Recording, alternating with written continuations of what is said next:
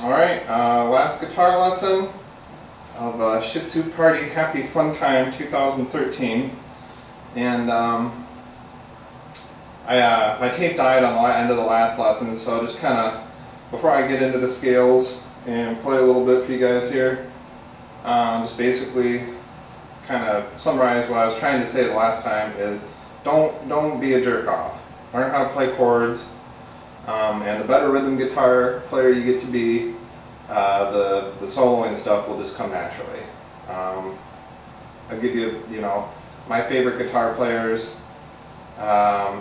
Just some people that influenced me: Jimi Hendrix, George Benson, Joe Pass. Even people like Bob Dylan and Neil Young and country, pickers, guys that played with,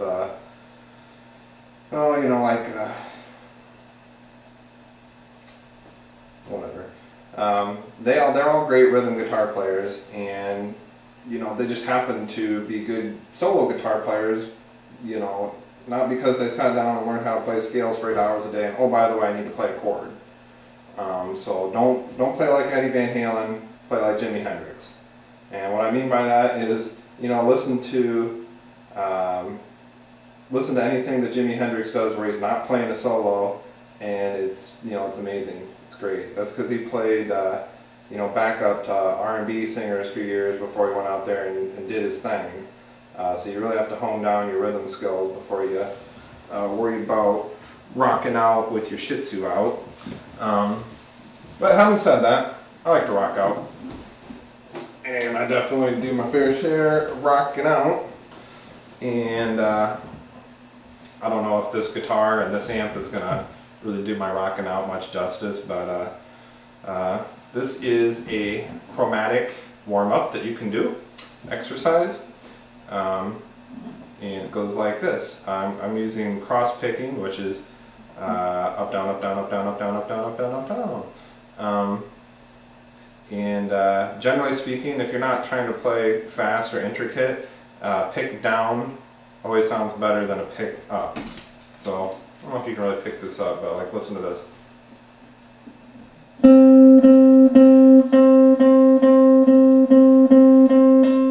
So here it's nice and full. So yeah, it's something I learned from just my own experience, and also Joe Pass.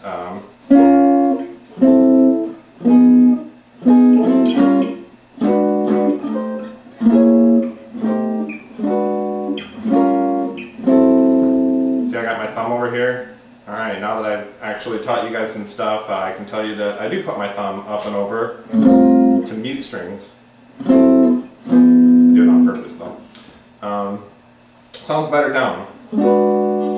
So, if you watch Joe Pass play, or, he'll play a scale.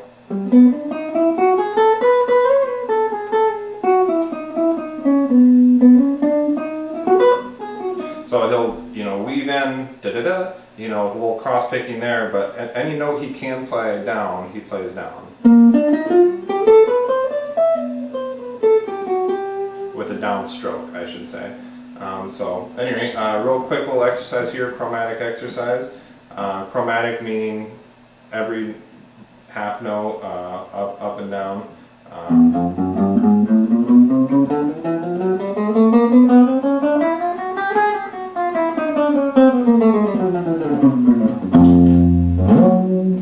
So up and down, that's a chromatic little exercise you can do.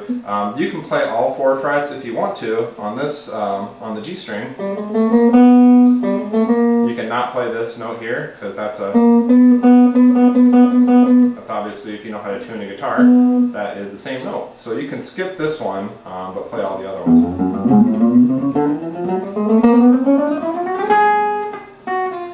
And then one thing you might notice is that you might be better at going down than up. Definitely practice going going back, so going both ways. Because it's good to have fluid motion both ways. So little exercise there. As far as what I actually think of in terms of scales, you know, I think in terms of chord forms, kind of like I was telling you about earlier, these open chords that I change into bar chords, you know, which later become jazz chords. I think of the root note of that, and I think of, you know, I learned all these scales at one point, which I showed you earlier. I apparently can't remember, but G, open scale.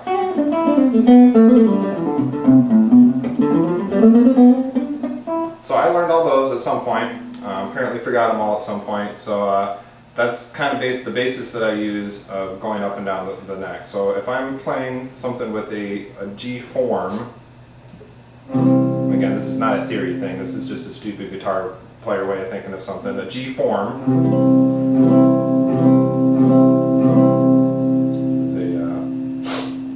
This is a C chord. Same as, except I'm playing it up here, using the same form as an open G. So I just think of it in the same terms of what this G scale is like.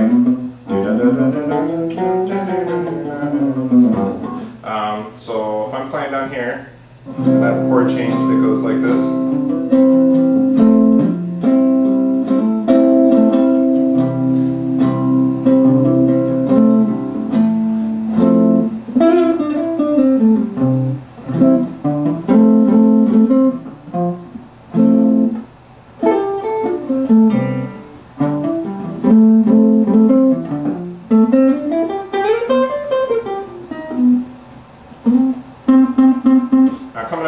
This is this is just a guitar way of thinking about something. If this is a C, this is also a C. I think about this in terms of an F chord, because if you play an open chord, that's an open F. Up here, it's a C, and I just picture it as connecting.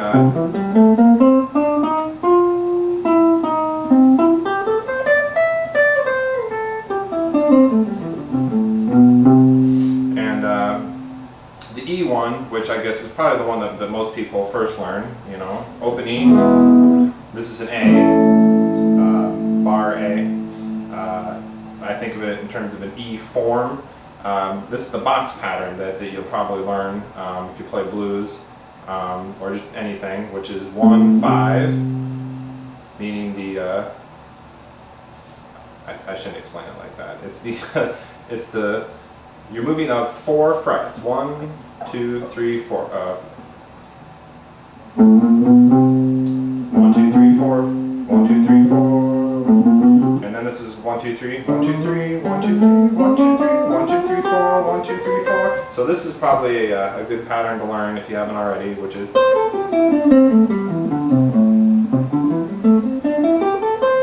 And then you'll learn coming off this box that, you know, you can come up here.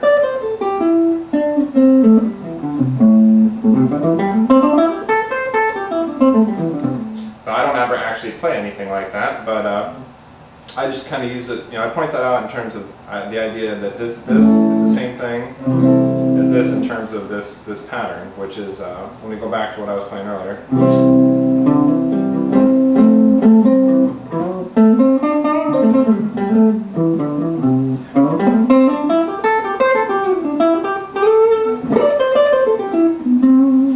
Here, again, it's the F form.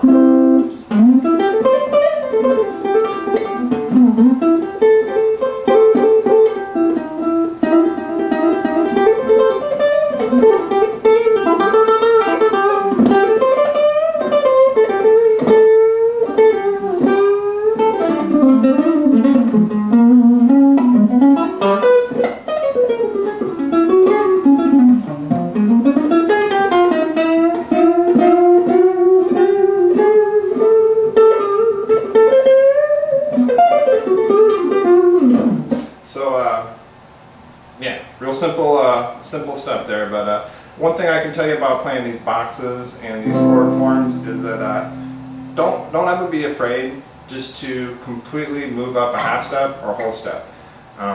You know, George Benson doesn't really talk too much about what he does, but you know, he had a way of explaining that if you play this box,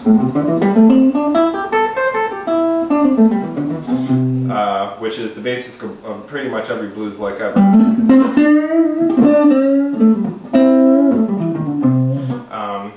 that you can move it up one whole step, meaning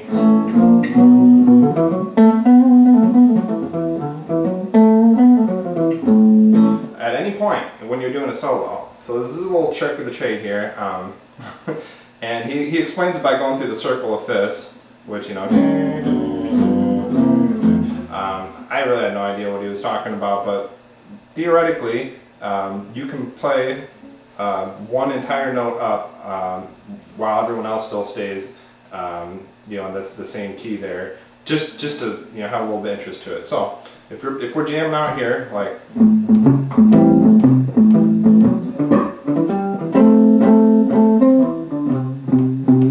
and somebody says, hey, okay, Sam, play a solo.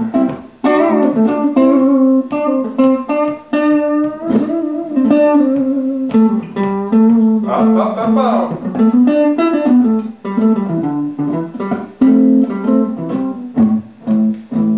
I'll do it again.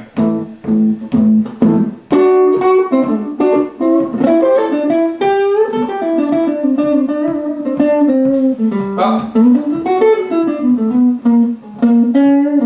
Back down. So at any point you can just throw that in there, a little something. As far as bends go, if you're playing a note from here and you want to go to here, you're going to want to bend up one entire note. Just practice till you get it there.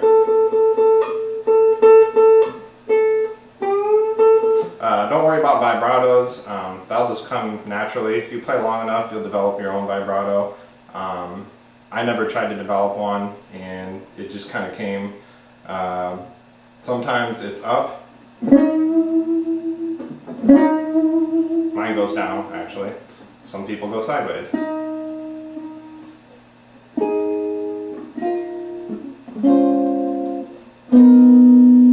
Mine tends to be like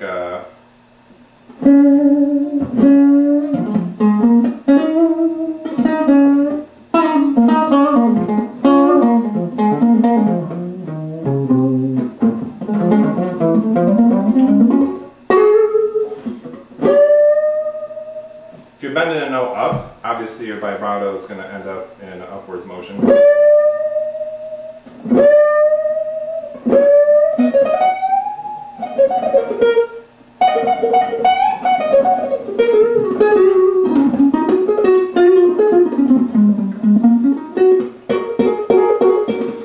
Alright, so basically that's all I wanted to show you.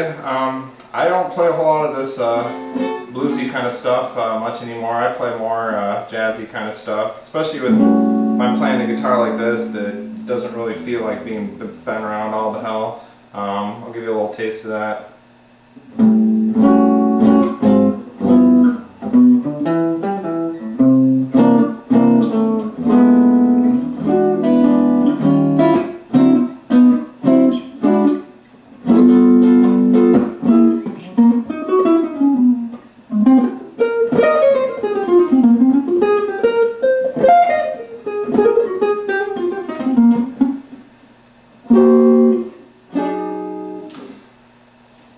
Looking at yourself on the TV while playing the guitar, I don't think is very helpful. So leave me some comments, let me know what you think. That is all I have to show anybody about playing the guitar.